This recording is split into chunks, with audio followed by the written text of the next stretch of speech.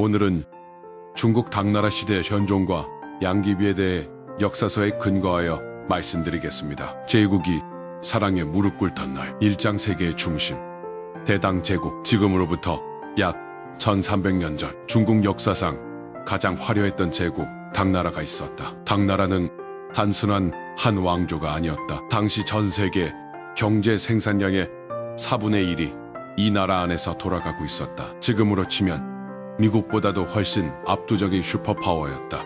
수도 장안. 지금의 시아는 인구 100만 명을 돌파한 진정한 국제도시였다. 동쪽 끝 신라에서 온 유학생, 서쪽 끝 페르시아에서 온 상인, 이슬람교도, 네스토리우스, 기독교도, 불교도가 모두 한 도시에서 공존했다. 1300년 전에 이미 글로벌 도시가 존재했던 것이다. 이 거대하고 풍요로운 제국의 황제가 바로 이윤기 당 현종이다. 현종은 주기초 누가 봐도 명군이었다. 재상 한유가 매일같이 쓴소리를 해대는 바람에 황제가 날로 수척해지자 주변에서 걱정을 표했다. 그때 현종은 이렇게 말했다. 한유 때문에 짐은 마르더라도 백성이 살찌면 아무 여한이 없다. 백성을 먼저 생각하는 이 말 한마디가 그의 초심을 잘 보여준다. 현종은 인재 등용에 있어 가문보다 능력을 중시했다. 유숭, 송경, 장구령 같은 명재상들을 연이어 기용했고 외척과 화미관의 정치 개입을 철저히 차단했다. 운하를 정비해 강남의 풍요가 수도 장안으로 흘러들게 하고 농업 생산력을 극대화했다. 역사는 이 시기를 개원의 치라 부른다. 중국 역사상 가장 안정적이고 번영했던 황금기 중 하나로 기록되는 시절이다. 그러나 완벽해 보였던 이 제국에 균열이 생기기 시작한 것은 뜻밖에도 한 여인의 죽음 때문이었다. 737년 황제가 가장 총애하던 후궁 무해비가 세상을 떠났다. 깊은 상실감에 빠진 현종은 전국의 미녀를 수소문하기 시작했다. 그리고 운명처럼 그 삼계를 발견했다. 이장 금지된 사랑의 시작 해여화를 만나다. 그 미녀의 이름은 양옥환. 나중에 역사가 양귀비라고 부르는 바로 그 사람이다. 그런데 여기서 문제가 있었다. 양옥환은 이미 혼인한 여인이었다. 그것도 황제 자신의 아들 수왕 이모의 아내, 즉 현종에게는 며느리였다. 보통 사람이라면 체념했을 것이다. 그러나 황제는 달랐다. 방법을 찾았다. 현종이 짜낸 방법은 정교했다. 우선 양옥환을 궁에서 내보내 도교 사원으로 보내 도사로 입문시켰다. 법명도 내렸다. 태진이라고. 세속의 인연을 모두 끊었습니다. 라는 명분이 생긴 것이다. 그 사이 아들 수왕에게는 새 아내 하씨를 맡게 했다. 그리고 5년 후인 745년 태진을 다시 황궁으로 불러들여 귀비로 책봉했다. 황후 바로 다음으로 높은 자리였다. 당시 현종의 나이는 61세, 양귀비는 27세였다. 나이 차이가 34살이었지만 역사의 증언에 따르면 두 사람 모두 행복했다. 양귀비는 단순히 아름다운 외모만으로 황제의 마음을 사로잡은 것이 아니었다. 당시 기록에 따르면 키 158cm의 몸무게 약 70kg의 풍만한 체형으로 건강미 넘치는 외모가 당대 미인의 기준에 딱 들어맞았다. 그러나 더 중요한 것은 그저의 예술적 재능이었다. 비파 연주가 수준급이었고 서역에서 들어온 호선무, 빠르게 빙빙 도는 이국적인 춤의 달인이었다. 예술적 감각이 황제와 완벽하게 통했던 것이다. 현종은 양귀비에게 헤어하였다. 말을 이해하는 꽃이라는 뜻이다. 어느 날 황제가 궁궐 정원에 활짝 핀 꽃들을 바라보며 신하에게 말했다. 저 꽃들이 아름답기는 한데 헤어화만 하겠느냐.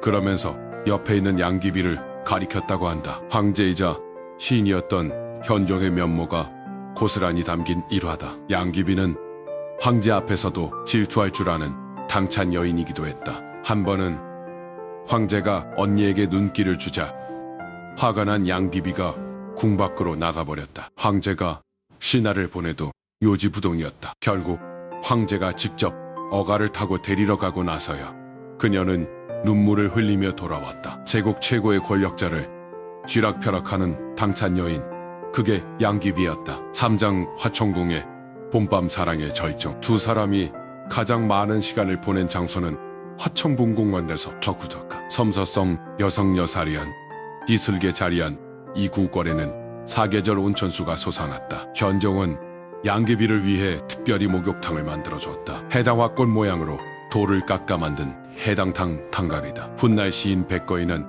이 하천궁 시절을 이렇게 노래했다. 봄날 추위에 화청지에서 목욕을 하사하시니 온천수가 매끄러워 고운 살결을 씻어내네. 두 사람의 사랑 이야기 가운데 빠질 수 없는 에피소드가 있다. 바로 여직과 배송 프로젝트다. 양귀비가 남방의 과일 여지를 즐겨 먹었는데 여지가 나는 광동성에서 장안까지는 수천 리 거리였다. 신선도가 금세 떨어지는 과일을 싱싱하게 배달하기 위해 현종은 국가 역참 시스템을 동원해 말이 쉬지 않고 달려 여지를 날랐다. 황제가 만든 새벽 배송이었다. 두 사람의 사랑이 가장 빛났던 순간은 음력 7월 칠석밤 장생전단거 밤하늘의 별을 바라보며 현종과 양귀비는 영원한 약속을 나눴다. 하늘에서는 비익조는 열리자흥다. 비익조는 날개가 하나씩밖에 없어 두 마리가 붙어야만 날 수 있는 새다. 열리지는 두 나무의 가지가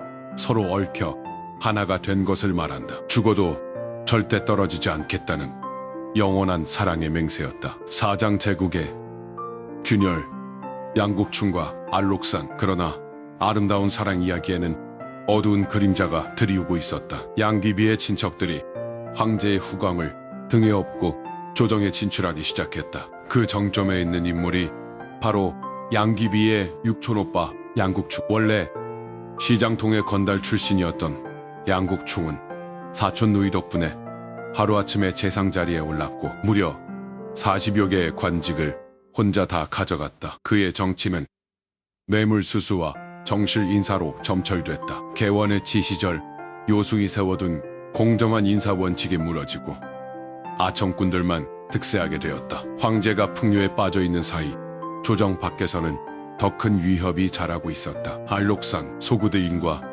돌궐족의 혼혈로 태어난 이 남자는 타고난 영악함과 괴력으로 현종의 눈에 들었다. 그는 양귀비의 양자가 되겠다고 자처했다. 양귀비는 30대, 알록산은 40대였지만 나이 역전 따위는 개의치 않았다. 황궁을 자유롭게 드나들기 위한 계산된 행동이었다. 현종은 이를 귀여워하며 웃었다. 그리고 범양, 평로, 하동 3개 지역에 절도사를 겸임하게 했다. 결과는 재앙이었다. 중앙군대는 평화에 젖어 실전 경험이 거의 없는 9만 명인 반면 알록산의 군대는 북방 전선에서 단련된 정예기병 15만 명이었다. 수도를 지키는 황제의 군대보다 변방 장군의 군대가 더 강한 아이러니한 상황이 만들어졌다.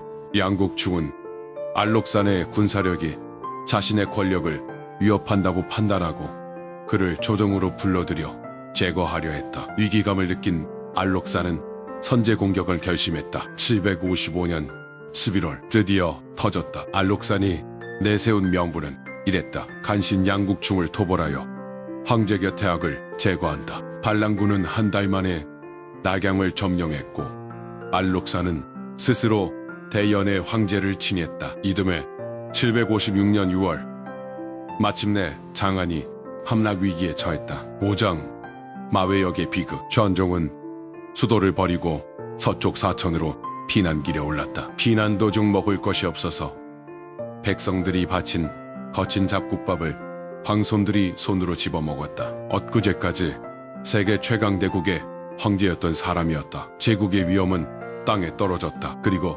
마외역이라는 작은 역참에 도착했을 때 호위 병사들이 더 이상 행군을 거부하며 집단 행동에 들어갔다. 병사들의 요구는 두 가지였다. 첫째, 나라를 이 지경으로 만든 양국충을 처형하라. 둘째, 양귀비를 처형하라. 분노한 병사들은 양국충을 끌어내 죽이고 황제의 거처를 포위하며 시위를 벌였다. 현종은 양귀비만큼은 살리려 했다. 애원도 하고 설득도 했다. 그때 판관고력사가 직언했다. 귀비께서 비록 죄가 없으시나 병사들이 이미 양국충을 죽였으니 귀비가 곁에 계시면 폐하 또한 안전하실 수 없습니다. 결국 현종은 명령을 내렸다. 자신이 가장 사랑했던 여인에게 스스로 목숨을 끊으라고. 양귀비는 인근 불당의 배나무에 비단천으로 목을 맸다. 나이 38세였다. 현종은 71세였다. 칠성날 밤 장생전에서 나눴던 맹세 비익조가 되고 열리지가 되리라는 그 약속은 이렇게 끝났다. 육정 영원한 한 장안가. 양귀비가 떠난 후 현종은 사천 땅에서 태상왕으로 물러났다. 아들 숙종이 즉위해 전란을 수습하고 장안을 털어냈다. 전란이 평정된 후 장안으로 돌아온 현종은 양귀비와 함께했던 화천궁, 장생전 그 모든 장소들을 혼자 돌아다니며 슬픔 속에 노년을 보냈다. 그 쓸쓸한 노황제의 모습이 훗날 한신의 마음을 움직였다. 시인 백거의 772년에서 846년 우리에게 백납천이라는 이름으로도 알려진 그는 35세에 장안가라는 장편 서사시를 썼다. 총 120회 현종과 양귀비의 이야기를 처음부터 끝까지 역사적 비판이 아닌 인간적 감정으로 그려냈다. 장안가는 황제의 실정을 비판하지 않는다. 양귀비를 경국지색이라 비난하지도 않는다. 다만 두 사람의 사랑이 얼마나 깊었는지, 그 이별이 얼마나 처절했는지를 담담하게 그러나 뼈저리게 묘사한다. 장안가의 클라이맥스는 도사가 선계로 날아가 양귀비의 혼백을 찾는 장면이다. 신선 세계에서 다시 만난 양귀비는 도사에게 증표를 건넨다. 현종만이 알 수 있는 비밀, 칠성날 장생전에서 나눴던 그 약속의 말을 그리고 전한다. 하늘에서는 비익조가 되고 땅에서는 열리지가 되리라. 그리고 시는 이렇게 끝난다. 하늘과 땅이 닿아하는 날은 있어도 이 한은 영원히 끝이 없으리라. 장안가 긴 한의 노래. 이 시 한 편이 두 사람의 이야기를 역사적 오명에서 건져냈다. 황제가 며느리와 불륜이 아니라 의형처럼 만나 끝나 이별할 수밖에 없었던 두 연인으로 오늘날 화천궁은 중국의 대표적 관광지가 됐다. 역사책에서는 양귀비 때문에 나라가 기울었다고 비판하는 사람들이 막상 화천궁에 오면 두 사람의 사랑을 한없이 부러워한다. 이율배반이지만 그게 인간의 심리다. 역사의 교훈 그리고 남겨진 질문. 양귀비는 흔히 경국지색, 나라를 기울인 미인으로 비난받아왔다. 하지만 냉정히 보면 안사의 난의 진짜 원인은 군사제도의 구조적 붕괴, 재상이인보와 양국충의 권력농단, 그리고 현종의 판단력 상실이었다. 양귀비는 그 모든 결과의 책임을 혼자 떠안고 마외역의 배나무에서 생을 마감했다. 그녀는 경국지색이라기보다 시스템 붕괴의 최종 희생자에 가까웠다. 그리고 현종, 한유 때문에 짐은 마르더라도 백성이 살찌면 여한이 없다던 그 황제는 사랑과 안일함 속에서 수천만 명이 죽는 전란의 씨앗을 심었다. 사람이 변한다는 것,